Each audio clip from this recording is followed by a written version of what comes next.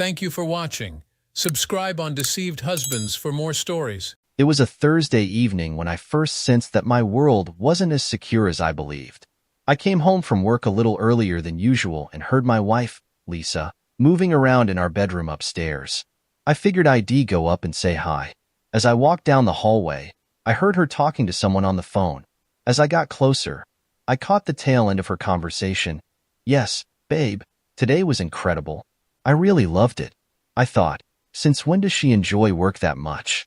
The bedroom door was slightly ajar, so I peeked in. She was undressing while chatting on her cell phone. She slid off her pants and placed them on the bed. I noticed she was wearing lacy white underwear, and I knew I hadn't seen them before. I was about to walk in when she said, "I have to go. He could be home soon, and I need to shower first. Talk to you tomorrow, darling." She placed the phone on the charger and removed her blouse. She was wearing a matching lace bra.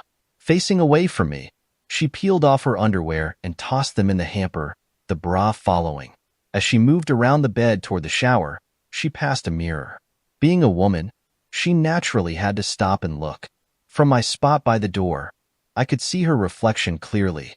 What I saw made a cold chill run down my spine. There, in the mirror, her right breast clearly had a bruise. My wife had a mark on her breast, and I hadn't given it to her. I heard her gasp and realized she noticed it too. She lifted her breast with one hand, while rubbing the mark with a finger of the other. "Damn," she muttered. "Now I have to hide this." She went into the bathroom and started her shower while I stood outside our bedroom, shaking with anger. "My name is Alex Harris. Lisa has been my wife for 19 years. We have 2 children, Lucy, who is 17, and Ryan, who is 15. Lisa works part-time as a manager at the local city administration. I am an architect. Until a few minutes ago, I thought we had a great marriage and a great life. Now it looked like my wife needed someone else to make her life great." After a while, I regained some composure. I went into our bedroom and picked up her cell phone to find the number of her last call. I got another surprise. She had a password on her phone. We had never used passwords and sometimes made calls on each other's phones. I realized that I hadn't used her phone in a couple of months. It just never came up. I picked up her blouse and smelled it. There was a faint trace of cologne I didn't recognize. Going to the hamper, I picked out her underwear and bra. The underwear was used as expected, but there was no obvious sign of anything unusual. Thinking for a moment, I got the digital camera from the kitchen and a plastic bag. Returning to the bedroom, I put the underwear in the bag and stuffed it in my pocket. I made a note to order a testing kit and have it shipped to my office. I set the camera on my dresser, facing the mirror, to record and covered it with a tie. It was mostly hidden. As I went back downstairs, I saw that her laptop was on, so I figured I'd check her email. No luck. She had put a password on that too. We had never used computer passwords before either, which was another red flag. I left the house. I really wanted to confront her, but I was an emotional mess. Plus, I had no real evidence. She could just deny everything. No, I needed solid proof, and I wanted to know who she was with so I could make him pay. I called Lisa's cell phone, knowing she was still in the shower, and told her I was stuck at work and would grab dinner on my way home. Stashing her underwear in the garage, I headed to the nearest bar to think and stew. It was a quiet, run-down place next to a shabby motel. It offered nothing special: basic food, cheap drinks, and privacy. Entering the bar, I noticed a new bartender. Great, I thought. I hope she knows how to make a proper Manhattan. Turns out she did. Her name was Chloe. She had just started, and I found her easy to talk to. She was a single mom trying to make ends meet. I got home around 11 p.m. The house was quiet, everyone in bed. I went up to the bedroom to undress. As I was getting into my pajamas, Lisa said, "You're late tonight, hon." I replied, "Sorry to wake you, it was a long day." Then I added, "But I'll make it up to you if you feel neglected." She sighed and said, "Oh, I'm just too tired right now. Maybe later this week? It's a date, babe. I'm going to relax for a few minutes and then join you." "Good night," I answered. "Night," she replied. I grabbed the camera and went downstairs to my computer. As I plugged the camera into my laptop, I realized our intimate moments had dwindled from several times a week to just once, and that recently it had only been on Sunday nights. I fast-forwarded the recording until the bathroom door opened. She immediately went to the mirror and examined her breast. I could see the bruise clearly. She got out a pair of flannel pajamas. She normally sleeps nude. I saved the video and cleared the camera. After putting it away, I went to bed. On my way, I pushed the thermostat up about 4 degrees. Let's see how she likes flannels, I thought. Lisa was either sleeping or pretending to be asleep when I got into bed. Thursday morning, I got up early to get away from her. I didn't think I could hide my anger, and I needed time to get under control and plan. Calling the office, I let them know I wouldn't be in until the afternoon. Then I called my friend John. I knew John would be able to help. Not only had we been good friends for years, but he had also caught his wife cheating on him a few years ago and went through a nasty divorce. We spent many hours together, drowning his sorrows. John is now a senior manager at a construction firm. Since his divorce, he had thrown himself into his work and had been promoted several times. His last promotion put him in charge of security for the company. On the second ring, he picked up the phone and said, "Hey, Alex, what's up?" "Not much good right now," I replied. "I need your help. I think Lisa is cheating on me." "Oh, Alex, I'm so sorry," he said. "I'll do anything I can to help. Can you come over this morning?" "Yeah," I replied. "How about now?" "Sounds good," John said quietly. "I hope you're wrong, but I've never known you to overreact. I don't think I am, but with your help, I should be able to prove it one way or the other." Once there, we sat on the sofa and went over what I knew. When I left an hour later, I had part of a plan and borrowed 5 digital audio recorders from John, the same ones he used to catch his wife. I drove back home. Lisa's car was gone. I placed 4 recorders in the house, saving the last one for her car. Then I noticed the house was cooler than usual. Checking the thermostat, I saw she had pushed it back down. I assumed she had had a rough night. Deciding to look around a bit, I went through her closet carefully. The first thing I noticed was she had a couple of outfits I hadn't seen her wear. They were more daring than her usual. Maybe she bought them but didn't feel comfortable actually wearing them in public, I thought. Then, in the back of a dresser drawer, I found some lingerie I had never seen before. They showed signs of where a couple were torn. Torn as in someone ripped them off her. That stung, and I just stared at them for what felt like forever. Finally, I headed off to work.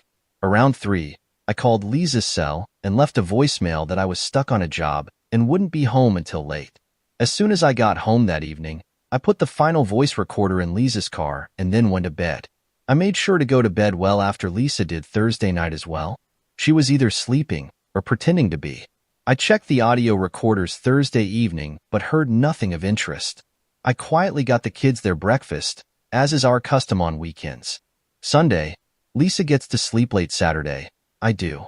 After they finished and went to watch TV, I cleaned up the kitchen and put Lisa's breakfast in the microwave.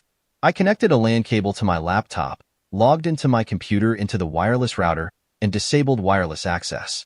Then I left Lisa a note directing her to the microwave and telling her that I was outside, then went out to start yard chores. About 2 hours later, Lisa came outside, complaining that her laptop couldn't connect to the internet. We walked in. I tried my laptop and said, "Mine's connected. Let's look at yours." She seemed a bit nervous and hovered around her laptop and me. I pretended to troubleshoot, and she eventually got bored and wandered away, but about every 5 minutes, she was back again.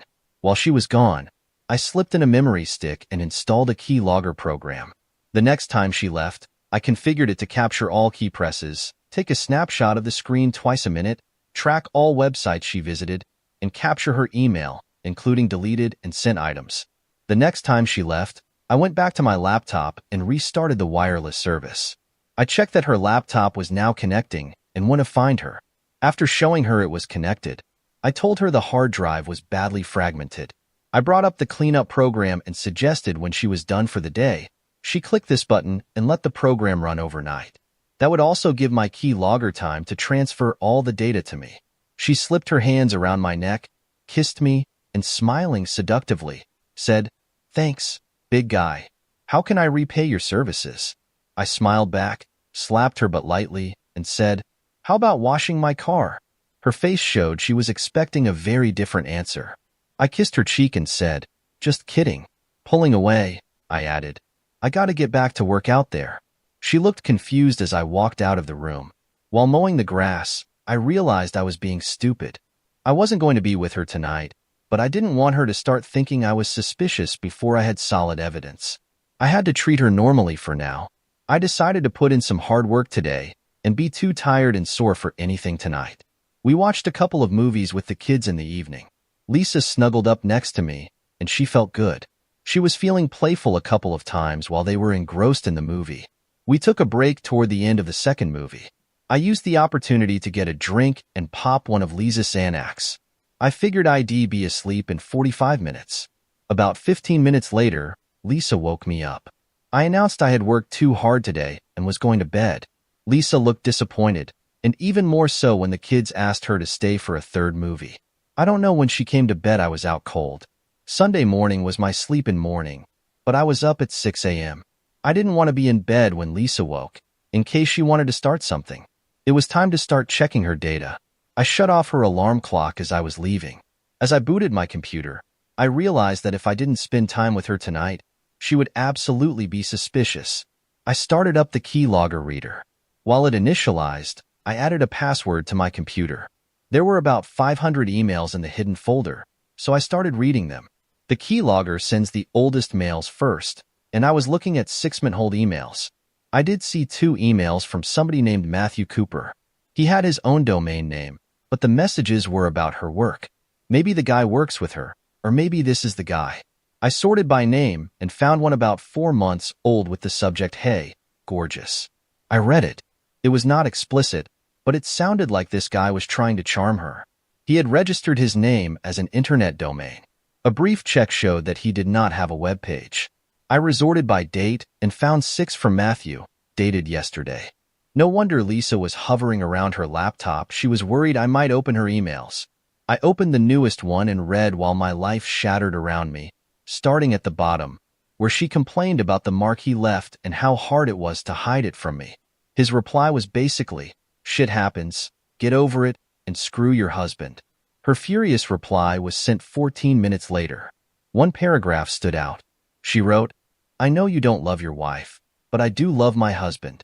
I don't want to hurt him or our marriage. It's bad enough that I haven't let him touch me much lately. Now, since you marked me, I can't even let him see me naked. I will not be meeting you this Thursday." Interesting, but it didn't change anything. The next 2 were from him, apologizing and promising to be gentler in the future. He offered to take her on a trip somewhere warm if she could get away for a while. He professed his love for her. Oh, please. He sounded like a teenager. The last one was from her, saying that she was glad he understood her position now. She would only take trips with her husband, and she would not meet him this Thursday. She added that she expected it would take a week for the marks to fade, and then she was going to be busy making it up to her husband. Other emails provided more information. They had been seeing each other for about 2 months now. They met at a local motel where his company kept a room rented, allegedly for his long-distance sales guys to crash there when needed. One email gave her directions to the place, saying that the company had rented room 212 for 2 years now. It was the motel across from the bar I was in the other day. Then a new email arrived from him. It was a reply to one she had sent last night, and I was devastated again. She had emailed him that she couldn't go a week without being with him and that she would meet him Thursday at 2 p.m. She insisted that he be gentle this time. His reply was filled with flattery about how amazing she was and how he would make it special for her. I decided right then that they were both going to pay. I needed to make some plans and would need John's help. I forwarded the most useful emails to John and started making breakfast. Lisa came down around 9 a.m. and thanked me for letting her sleep in that morning. I said that it was only fair since I crashed out so early last night. She hugged me and whispered, "Don't work too hard today, sweetie. I need you for tonight." I ignored the second part and said, "I'm almost done outside, just a couple more hours of work left." I pulled away, saying, "I'd better get to it." As I was leaving, I glanced back and saw a worried look on her face. She quickly changed it when she saw me looking. I said, Let me know if you need anything, babe." She gave a weak okay. I was cleaning the garage when John called. First, he asked if I could talk now. I stepped outside and told him yes. He said, "I read the emails." "I'm so sorry, man." "Thanks," I said. I feel like shit, but at least now I know. You know, and you have some evidence, but you don't have enough for court yet, he noted. I replied, I know. Maybe I can get some pictures of her going in or out of the motel. We can do better than that if you want. You just won't be able to use the evidence in court, he said. Talk to me. I've conducted a few investigations at that motel over the years. The owner is a good guy who doesn't want any trouble in his place. I can call him tomorrow and get him to print me a key to that room as part of my ongoing investigation, was his reply. We'll have to find out when Matthew won't be there, and then we can install the same hidden cameras I used to catch my ex, he explained. I said firmly, yes, I want to do that. Not only to catch her, but because I want to get him. Can you dig up whatever you can on him too? First thing Thursday morning, I'll get on it. Let's try to install the cameras Thursday or Tuesday. We'll need about an hour, he answered. We talked a few more minutes. John explained that the equipment was sound and motion activated, and that it would transmit to a receiver that had to be within 50 feet. He expected to place the receiver in a utility room nearby. When I wanted to retrieve the data, I just had to drive to the motel and activate the receiver from my car. The receiver was also a transmitter. On my signal, it would dump its data to me and then clear its memory. It might take up to 2 hours to send a full day's worth of video. The rest of Saturday was uneventful. My first thought was to have a rough, quick session and be asleep 10 minutes later. Then I changed my mind and decided to stay away from her that night. As soon as she came into the bedroom, I pretended to be asleep already. She checked once and then rolled over to her side and went asleep. I woke early Sunday morning and left the house before anyone else was up. I called my office and let them know I wouldn't be in that day, and then headed over to John's place. He told me that he had called the motel manager and gathered some information. It turns out that Matthew has been getting it on with at least 3 women at his little love nest. I'm sure he thinks he's smart having a full-time room to use, but he's dumb for using the same room, John said. He also mentioned that the manager thought Matthew was a jerk who harassed the staff. The final piece of information was that Matthew worked in the room a couple of afternoons a week, but was rarely there before 11 a.m. Well, let's grab our stuff and get going, John said. We loaded the equipment into John's van and pulled up at the motel within 15 minutes. John knocked on the manager's door and introduced me as someone working with him on an investigation, noting that I would be around sometimes. The manager, whose name was Kevin, said that that would be fine and that he didn't want any trouble at his motel. He handed John the room key and showed us where the room was located on a map. We saw there was a utility room about 30 feet away. John asked for a key to it, which Kevin immediately printed out for him. Kevin called Matthew's room to make sure he wasn't there. There was no answer. We thanked Kevin and drove the van over near the room. John knocked on the door a couple of times and then let us in with the key. It was empty. I stopped suddenly, staring at the bed where my wife had been with another man. After a moment, I turned and started helping. In less than an hour, the equipment was installed and tested. As we were leaving, I noticed a laptop docking station on the table. Look, John, he must use his laptop here, I said. If I can get in while it's here and he's not, I can install the keylogger on it. John said, maybe he leaves it when he goes to lunch or dinner. They'll wait outside every day if I need to, I responded.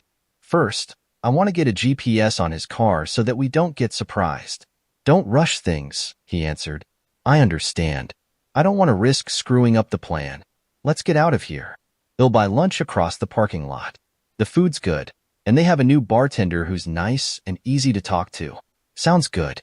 I'm hungry, John replied. The bar was quiet when we walked in. I entered first. Chloe saw me, smiled, and waved. Then John stepped in behind me. Chloe's face changed to one of surprise. She dropped the towel she was using to clean the bar and immediately walked over to us, ignoring me. She grabbed John in a full-body hug, saying, John, it's so good to see you again. He hugged her back warmly and said, Chloe, I've wondered how you were doing. Looks like you're back on your feet. I'm so glad. She pulled back, still holding him, and said, No, I'm not there yet, but I'm getting closer, thanks to you. From the sidelines, I said, Chloe, I'd like you to meet my good friend John. They both laughed. Chloe released John and put both of her hands on my arm, saying, I liked you from the first time we met. Now that I know you're John's friend, well, that matters a lot. I smiled and said, "He's a pain most of the time, but he's okay." She grinned and said, "John and I go back a couple of years, but I've never thought of him as a pain. Must be a guy thing." Chloe kept taking care of drink orders for the few other patrons, but always came back to talk to us when done. Among other things, I learned that she was working as much as possible to save money to enter nursing school in about 5 months. Around 2 p.m., John and I were the only customers left. I commented on that, and Chloe said that it was always slow in the afternoons. She added, "I don't make much in tips, which sucks, but I usually use the time to study." Then, smiling at us, she concluded, "But it's a lot nicer talking with you guys."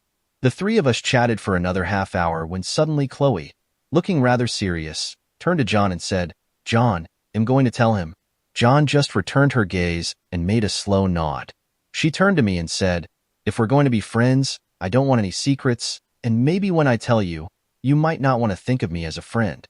You'll understand, but I won't hide my life from you, and I don't want you to find out from someone else." I saw her reach for John's hand. She clasped it hard and said, "Let me tell you how I met John. He arrested me. He took me to a filthy holding cell in some cold room he has at the office. I broke down when I saw the cell. It didn't matter to him, he just pushed me in and started closing the door. Then he stopped and watched me cry. He started yelling at me, telling me how I was ruining my life and how stupid I was being. Suddenly I realized he wasn't yelling that I was worthless, which is what I was. He was telling me I was hurting myself. Nobody ever said that to me before, but I heard him then, and I lost it. I collapsed on that horrible dirty mattress and bawled like a kid. John sat down next to me and said one word. She looked at me with tears in her eyes and said, "He asked me why." Nothing more. Looking at John, she continued, "For the first and only time in my life, I poured out everything, crying hysterically at times. I told him everything. I don't know how long it took. It must have been hours that John sat there with me. When I was finally done, he just stared at me for the longest time. Then he got up, gently squeezed my shoulder, and then locked me in that cell. He left me there for 12 hours. I didn't see anyone, didn't hear anything. I was cold and hungry the entire time, coming down from a high. Finally, he returned and told me it was time to see the judge. Normally, you get a chance to clean up and put on a fresh outfit before appearing in court. Not me. He made me go in there as I was. The defense attorney didn't say anything. The judge was about to sentence me to jail when suddenly John stood up and asked to address the court. They'll never, ever forget what he said or what he looked like in his full dress uniform. I can quote him word for word to this day. But what matters is that he told the judge that justice would not be served if I was sent to jail. He wanted me in rehab. The judge and the attorney looked shocked, with reason. I was a mess, a loser who was obviously guilty of everything John had charged me with. And suddenly, tough John was on my side. After some hesitation, the judge gave me a chance at a 90-day rehab with 4 years of probation if I messed up. I jumped on it. Looking back to John, she said, "I haven't touched anything since the day that John busted me." Stepping back and looking at both of us, she added softly, "John, Alex, I don't work the streets anymore, but I am still struggling. It's the only way I can save money for school and provide for my daughter. But if you two don't want to talk to me anymore, I understand. I'm sorry, John." She found herself being hugged from both sides. John said, "As long as you keep fighting, I'm in your corner. And you will make it. I know you." I added, "Chloe, I'm glad we met and happy to think of you as my friend." It was a good thing the bar was empty, and we were in a dark corner. Chloe just held us and cried. Thursday evening, Lisa got in around 5:30 p.m. with takeout dinner. She came over to kiss me, but I just grabbed the bags and took them to the counter while saying, "Great, we're all starved." When I turned around, she was looking at me with a pensive expression. I said, "Why don't you change clothes in the bathroom while I get things ready?" Her face paled as I turned away and started getting dishes out of the cabinet. Whatever she was going to say sputtered out into silence. I was still furious over her lie last night. Dinner was a quiet affair, and the kids noticed but didn't say anything. Lisa wasn't too hungry, but I made a point of eating a lot. Lisa did make several attempts at conversation, which I mostly ignored. Then I realized I was being stupid and was giving myself away. Being an asshole now was just petty, and I didn't want her to call off the affair before I had evidence. I made a point of shaking my head and said, "Sorry, everyone. I've been distracted by a work problem, and I brought my troubles home. Let's start over. How was everyone's day?" We chatted through dinner with the semblance of normality. I made it a point to smile at Lisa a couple of times and be attentive to her. Lisa went to bed ahead of me. I pushed the thermostat up about 5 degrees. After waiting an hour, I checked the voice recorders, but again got nothing of interest. I walked into our bedroom. It must have been 75 degrees. I got ready for bed, got in, and rolled away from her without saying anything. She quietly said, "Night, honey." Without rolling over, I said, "Why are you wearing that flannel top? It's certainly not cold in here." She was silent for a moment and then said, "Honey, I'm just cold, that's all." I decided to push it. I rolled over to her and embraced her. She hugged me back. She felt really warm. "Are you feeling sick?" I asked with concern. She said, "I don't think so. I've just been cold at night lately." I held her close and said, "I know a few ways to warm you up." She stiffened, sighed, and said, "Alex, I'm sorry. I'm just too tired." I rolled away and said, "It's okay." Lisa moved to me and spooned me, saying, "I'm just too tired tonight. Tell you what, Thursday I have an easy day. They'll rock your world Thursday night." I just murmured, "It's okay." After a few seconds, she pulled away and went back to her side of the bed. Things were cold. Tuesday morning, I left at the normal time and drove to work. John called to let me know he had installed the GPS on Matthew's car last night and gave me the website and login information. I checked out the site. It showed me that Matthew was across town.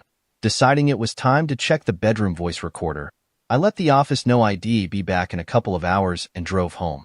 Lisa had gotten a call from her best friend, Megan, Thursday morning. Almost immediately, Lisa told her she had had amazing sex this weekend. Megan squealed, "Did you have sex with Matthew this weekend?" So Megan knows. I wondered if her husband, Tom, knew and didn't tell me. No. I wanted to have sex with Alex this Sunday night, but it didn't happen. I wanted to be with him Saturday night like usual, but he spent all day working outside and was too tired, Lisa replied. "Is Alex better in bed than Matthew?"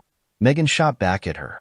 "Oh yes, making love with Alex is always better," Lisa replied. "Then why are you with Matthew?" she asked with a smile in her voice. "It's different," Lisa replied. "Alex makes love to me. I feel so safe with him. Matthew just gives me what I need. It feels good, but I'd never want Alex to just use me like that. But both are good. I know that doesn't make any sense, does it? It does to me, girlfriend. It's the thrill, the raw passion, spreading your legs to a special friend." "Oh, I know. That's why I started seeing James Harris last year." Then she giggled, "Plus, he has that big one." Lisa giggled back, "And yeah, that's why you stopped seeing him. That big one made you sore." God, I was always so sore after he was with me. He is gentle, but it's so thick. It's fun to touch and neat to just look at and say, wow. Then Megan added, "Hey, next month, Tom will be out of town for 4 days. I think I'm going to let James come over the first day. They'll be sore for the next few days, but I should be fine when Tom comes back." "Really? Wow, I thought you were done with him." "I am, since last year. I thought that Tom was getting suspicious, but James and I keep in touch. With Tom away for 4 days, I thought I would indulge myself." "You will tell me all about it," Lisa ordered. Megan countered with, "Only if you tell me all about Thursday with Matthew and Alex, including all the juicy details." "Deal," Lisa said. Then Megan asked, "How's your breast?" Lisa replied, "The mark is fading, but I can't let Alex see it for another few days. I've been changing in the bathroom and putting on flannels at night. He hasn't noticed." Megan asked, "You'd better be careful. Has he said anything about the lack of intimacy?" "No, but I have to take care of that." Then she giggled and said, "I was thinking, I never had a chance to do this before, but I was thinking about being with Alex Thursday night. I never had 2 guys in the same day before." Megan said, "I've done that a couple of times. It's a real thrill. Just make sure you use protection before you're with Alex. Things can get complicated otherwise." Lisa said that she would, and then they said their goodbyes. I don't think so, Lisa, I thought. And Megan was cheating too. Should I tell Tom and risk ruining his life? That was just wrong. Then I remembered thinking that he might be an asshole for knowing and not telling me. He would want to know, just like me. I would give him a copy of this recording after I took care of Matthew. The next call of interest was again Megan from earlier this morning. Their conversation had a different tone from Thursday's. Lisa called and said, "Hi, Megan." Megan picked up on Lisa's tone and asked, "What's wrong?" Alex noticed that I was wearing flannels and changing in the bathroom with the door closed. He asked me about it when he got into bed. I told him that I was cold, but Megan, the room was hot as hell. I was sweating all night in those heavy flannels. I don't think he believed me, but he didn't say anything else. Then Alex wanted to be with me, but I couldn't risk him seeing the mark. Sunday, I had pulled the nightlight out, but Alex had fixed it, so I told him no again. He was hurt. I tried to make it up by telling him that I would be with him this Thursday, but he didn't seem to care. We lay there with this wall between us, and worse, I just kept thinking about Matthew, not Alex. I closed that file and saved it. I didn't need to hear more. Digging through the internet, I ordered a test kit and had it shipped to my office. Next, I drove over to the motel. Matthew's car was by his room, but it was lunchtime. I went over to the bar. Chloe wasn't working, but I saw from the front window that Matthew was in a booth, looking at the menu. I figured now was good. I walked to his motel door and knocked.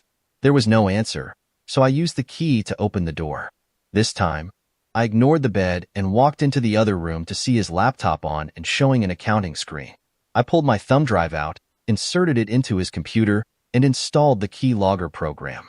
This time, I didn't bother with screen captures but checked all emails, all websites, all keystrokes, and all data, including the accounting data.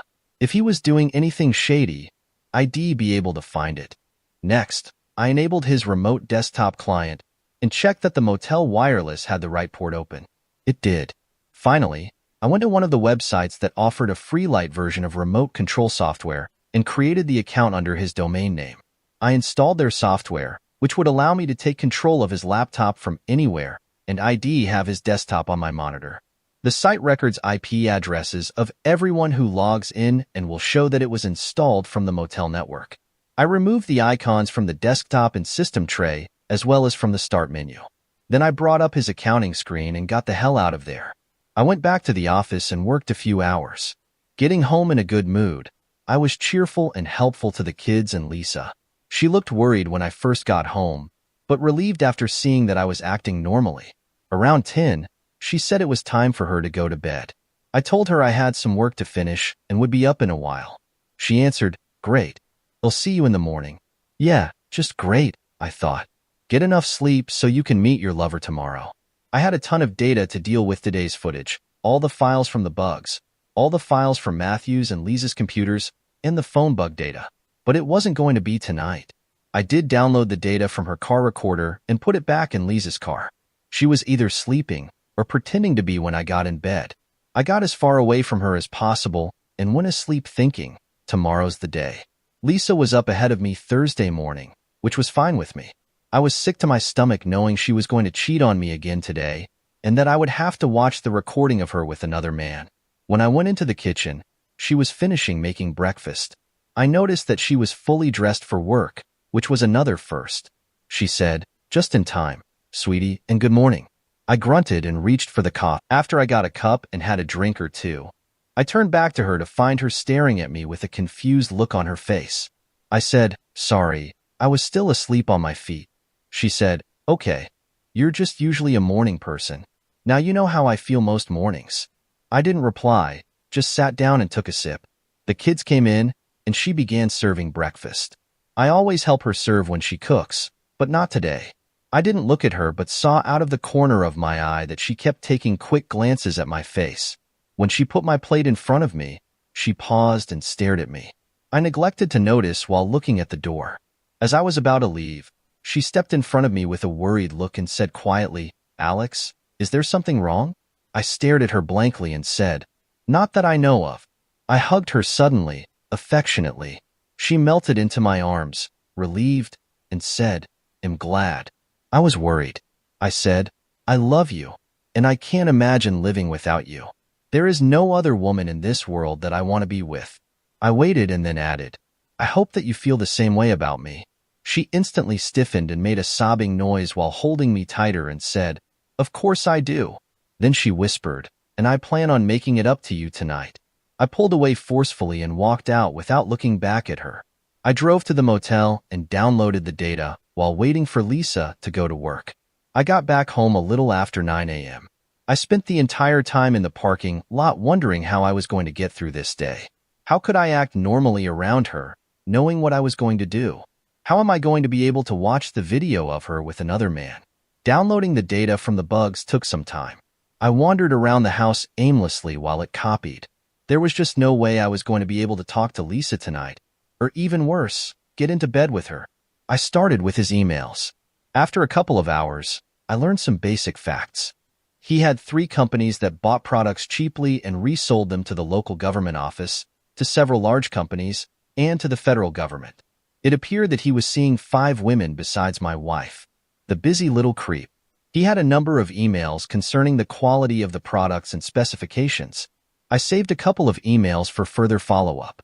Not much so far, but it was a start. Next, I copied his 3 company files and used the keylogger program to find his logins and passwords. I didn't find much useful there either. I'm not a CPA.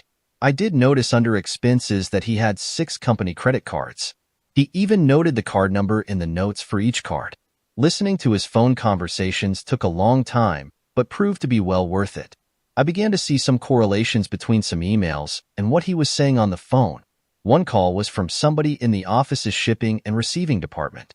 He said he had a problem getting the last shipment processed because of the duplicate serial numbers. Worse, all future shipments must have unique serial numbers. Matthew was pissed about that and made it painfully clear that he wasn't happy. The guy insisted that the new auditing software would flag all kinds of things and that they had to be more careful. When Matthew hung up, he went online and purchased 2 specialty printers and supplies. Another call was from a supplier who wanted Matthew to buy from him. After a lot of back and forth, Matthew finally said, "Look, the qualification process takes forever. That's just the way it is. But I like you and want to help." The head of procurement for the office is the guy who approves vendors, but he takes the advice of his procurement agent. "I can get him to help you, but it will cost you." The guy sounded defeated when he asked, "How much?" "For 10,000 cash, you can sell 200,000 worth of stuff to the office. And to help you out, you can raise your price by 3 without any problem. Future orders won't cost quite as much." The guy sounded a little happier. "Okay, how do I get the money to you?" "Let me know when you have it ready, and I'll tell you where to meet me. 2 days later, your bid will be accepted. Thanks, I'll call as soon as possible." His next call was from a guy in the procurement section, which was where Lisa worked. The guy gave Matthew the amounts that several competitors had submitted on several contracts. Other than that, he received 4 calls of interest, all from his lovers. One of the calls was from my wife. It was the same conversation that I had heard from the car recorder. Taking a break, I decided it was time to get a bit more organized. So I set up folders on the flash drive and subfolders for video, audio, data, and miscellaneous stuff. I moved everything I had into the folders and made a backup. It was time to call John. He commiserated with me for a few minutes, and then I told him that I needed him in his official capacity. He was all ears. When I finished, he said, "Excellent. Although I can't use your evidence in court, it will unofficially make my ongoing investigation easier. We have been looking into shipping and receiving for a couple of months now. Inventory goes missing, sometimes whole shipments. The paperwork just doesn't show anything wrong, but physical inventories show duplicate serial numbers and below-spec materials. I need to see what you have as soon as possible." I said, "I have to be out of the house before she comes in. I can meet you this afternoon at your office." He said, "No, let's meet at my apartment at 3 p.m. I don't want anyone else involved just yet. Dinner and drinks are on me. Also, drowning the pain a bit. I'm driving. You're getting drunk." John said firmly. I agreed, and we signed off. Immediately, that was my answer. I would hang out with John tonight and get drunk. By the time I'd get home, Lisa would be asleep, and tomorrow morning, I could use the hangover as the excuse to stay away from her. My stomach suddenly sickened. It was almost 2 p.m. She would be with him shortly. I called Lisa's cell phone and got her voicemail. I guess she didn't want to talk to me right now. I left her a message saying that I was going to see John and would be late. Eventually, I got back to work by starting on the video capture files from Thursday to this morning. There, I got my first surprise. Early Thursday afternoon, a woman let herself in with her own card. The creep immediately got up from his desk, swept her into his arms, and kissed her passionately. They moved to the bed for some action. I saved the file. Tuesday morning, he had a quick session with a housekeeper. Tuesday afternoon, another housekeeper knocked on his door. He let her in, gave her some cash, and she knelt down in front of him and started a session. I copied the scenes for later use. It was about time to meet John, so I did another full backup, making an extra for John to keep. John picked me up, and we spent about 2 hours going over what I had found, and then we headed to the bar. It was about 1 a.m. when we left, but that is about all that I remember. Thursday morning, I awoke at about 9. The house was empty. Lisa and the kids were long gone. There was a note on the table. It read, "Since you were so drunk last night, you didn't set your alarm clock. I am not your wake-up service." I chuckled, thinking she is so pissed. Good. I won't have to work on staying away from her. Next, I called the office to let them know that I was sick. Then I headed to the motel to get the video that I was dreading to see. On the way back, John called, saying that the investigation was now making real progress. The guy with the 10,000 bribe agreed to wear a wire. The methods that Matthew and his buddies were using to steal had been traced, and a preliminary report had been filed to the authorities. The expectation was that the police would conduct a raid on Matthew's office, motel room, and house. His computers would be thoroughly searched, and there had better not be any keylogger running, sending data to me. I assured him that there wouldn't be. John thought that the raids would happen in about 10 days, and hoped that I could hold off confronting Lisa until then. Then he added a real kicker. Since there was a leak to Matthew from procurement, Lisa was now considered a person of interest. I was about to say that was ridiculous. Lisa doesn't steal. Then I realized that I used to think that Lisa would never cheat either. We promised to talk tomorrow.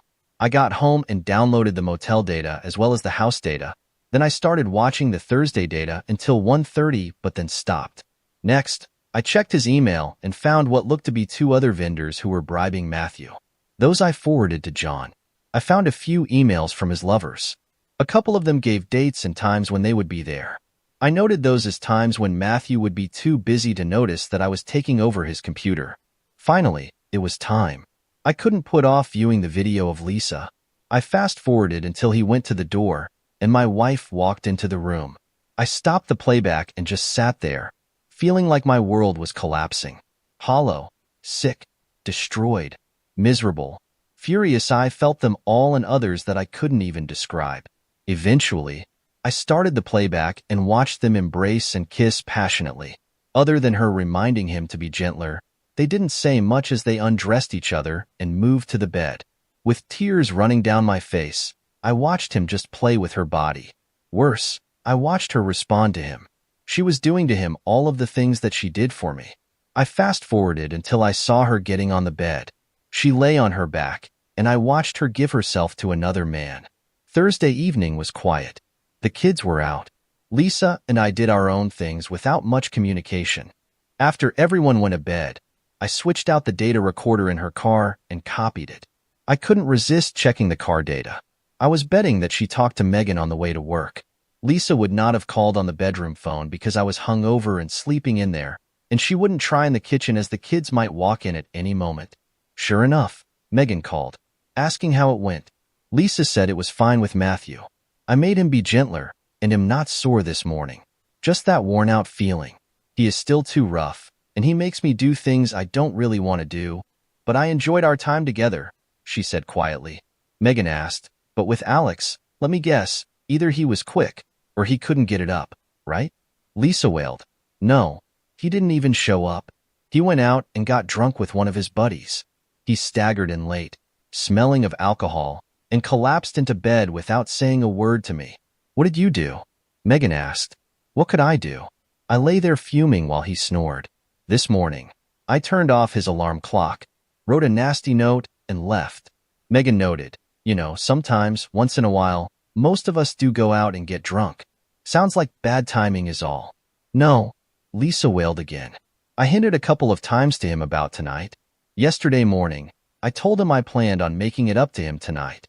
He didn't say anything, just went to work. He didn't even say goodbye. Do you think he is suspicious or knows something? Megan asked. Lisa said, no. How could he? I only see Matthew when Alex is at work. No, I think Alex is mad that we have only been together once a week for a while now, and he's trying to get even by avoiding me. That's a stretch, girl. I think I am right, Lisa said. He knew he could be with me tonight, the first Thursday in months, and he turned it down cold. Then she added, but damn it, I really wanted to be with both of them yesterday, even if I got sore again. Damn Alex's male ego. He is going to find it quite cold in the bedroom for a while now. Megan laughed a little and said, Lisa, it's female ego that is making you want them both in the same day. Let it go, at least for now. I guess, Lisa replied. It's more than a guess. You have been holding out on Alex for months. He might be looking at that as you controlling him, and he might have fought back by denying you, Megan explained. He can't be happy, and you'd better fix that problem before you worry about seeing Matthew. That's what I was trying to do. Give Alex more time, Lisa exclaimed. No, you made Thursday night about what you wanted, not about what Alex needed, Megan reminded her.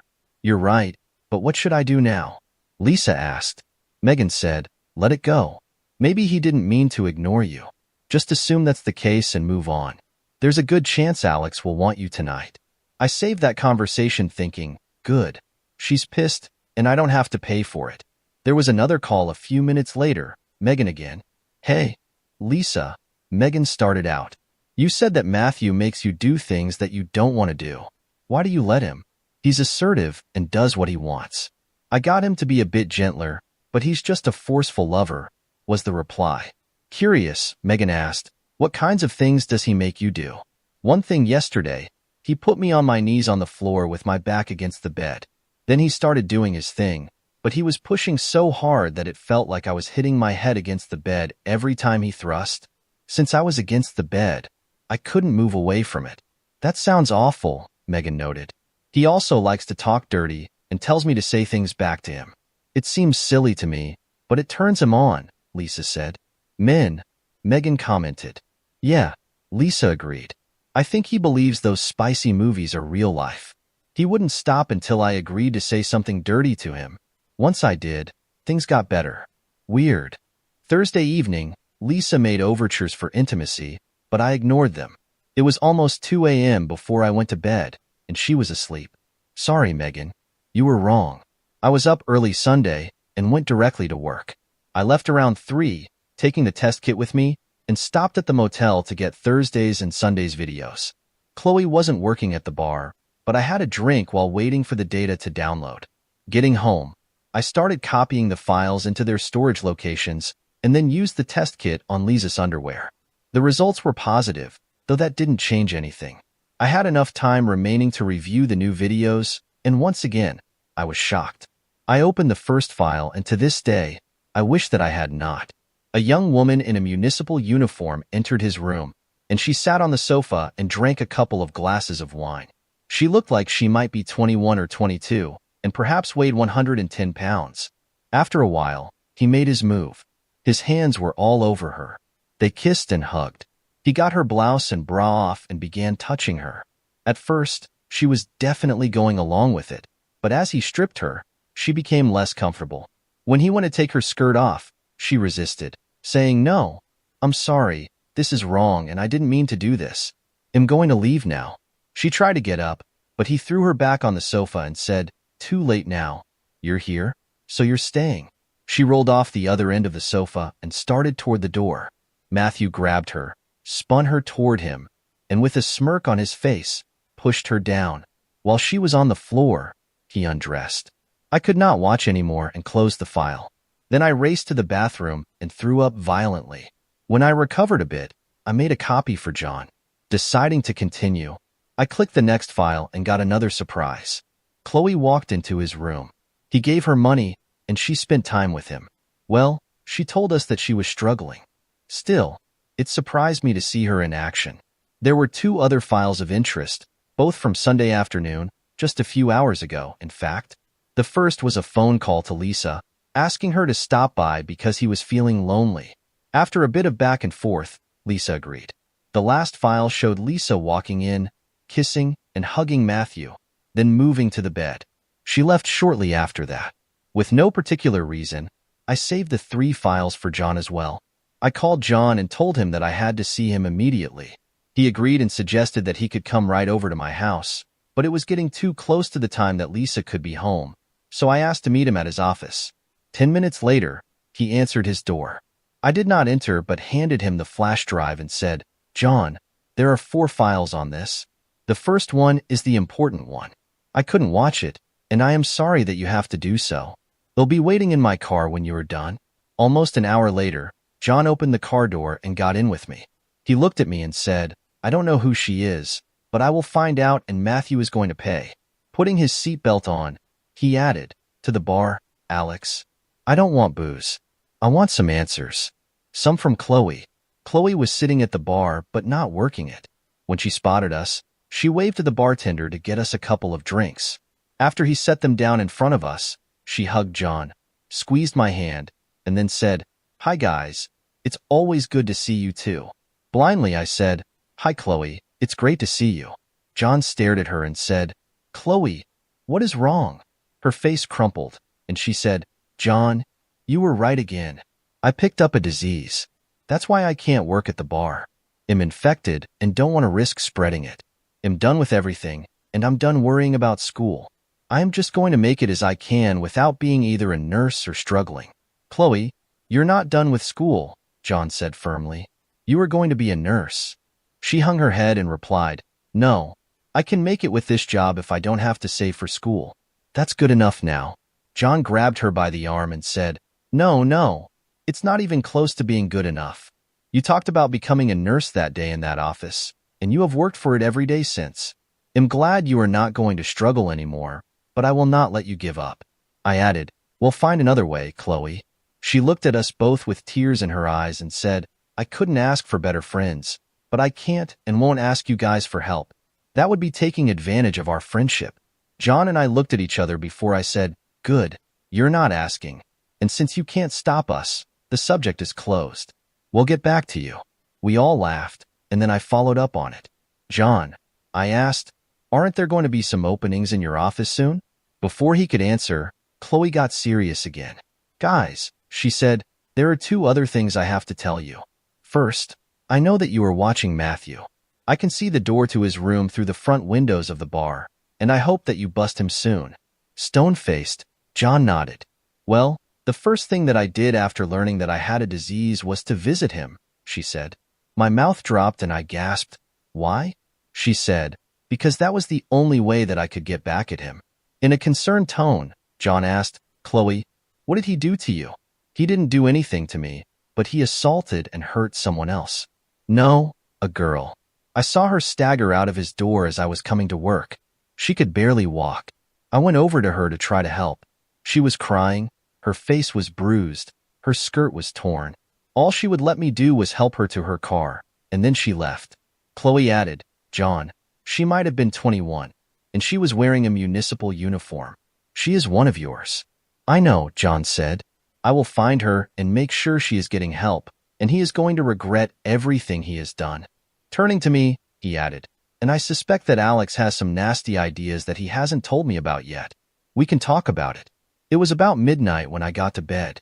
Lisa was asleep, and now John knew all my plans. He was also going to see if Chloe could fit into the procurement department. They were shortly going to have several openings. Saturday was a quiet day. Lisa and I did not talk much. We did the usual movie night, but when I arrived with the drinks, Lisa was sitting in the center of the sofa with Lucy and Ryan on either side. Normally, Lisa and I sit next to each other, and the kids sit next to us on the sofa. I sat in an armchair, noticing that Lucy and Ryan looked uncomfortable while Lisa looked smug. Lisa went to bed early. I used the time to check the voice recorders, but found nothing of interest. She had one email from Matthew thanking her for their time on Sunday and looking forward to next Tuesday. We didn't really talk. On Sunday, I was busy avoiding her. She did ask me what I had planned for tomorrow, so I told her that I had to meet a client and then a supplier in the morning. She said she would be out doing some shopping. I had a tough time holding back my anger. She didn't even have the guts to tell me that she was planning on meeting her lover at that time. Thursday morning was the beginning of the end for Lisa. I watched her get dressed, and she chose one of the outfits that I had never seen her wear.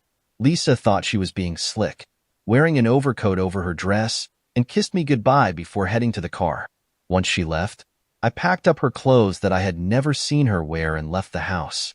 I had the day off, and I wasn't sure when I would be back. I drove over to the motel and logged into the cameras. Watching her walk into Matthew's room, I turned off the cameras. I didn't need to see this. There was one last stop before work, the attorney's office. It took longer than expected, but I left satisfied that the divorce would go as planned. When Lisa got home, she was obviously in a good mood. She said, "Hi, sweetie, how was your day?" "Okay, a lot to do at work, nothing special," I replied. "Did you meet with your clients?" She asked. "Yes, everything went fine," I answered. I noticed that she was trying to read my face, but she couldn't see anything. I'm good at that when I need to be. After dinner, I let her sit down for a bit before I made my move. I told her I wanted to talk about something. She looked concerned but followed me into the living room. I handed her a file, and she looked at it, confused. "What's this?" she asked. "It's everything you need to know about the divorce," I said calmly. Her face went white, and she stammered, "Divorce? What are you talking about?" "I'm talking about ending this marriage," I replied. "It's over, Lisa. I know everything. I know about Matthew. I know about your lies, and I know that you've been planning to leave me." "No, Alex, it's not like that," she pleaded. "I love you. I don't want a divorce." "Too late, Lisa," I said firmly. "You betrayed me, and am done. This marriage is over." She started to cry, but I felt nothing. I handed her the divorce papers. "You'll be hearing from my lawyer," I said coldly. "Now pack your things and leave." Lisa sat there in shock for a few moments, then finally, she began to sob. I turned and walked away, not looking back. I had made my decision, and there was no turning back. It was time to start a new chapter in my life, without her. Thanks for watching this gripping story of betrayal, secrets, and justice. What do you think? Did Alex handle the situation the right way? Or would you have done something different? Let us know in the comments. Don't forget to like, share, and subscribe for more powerful stories like this one. See you in the next video.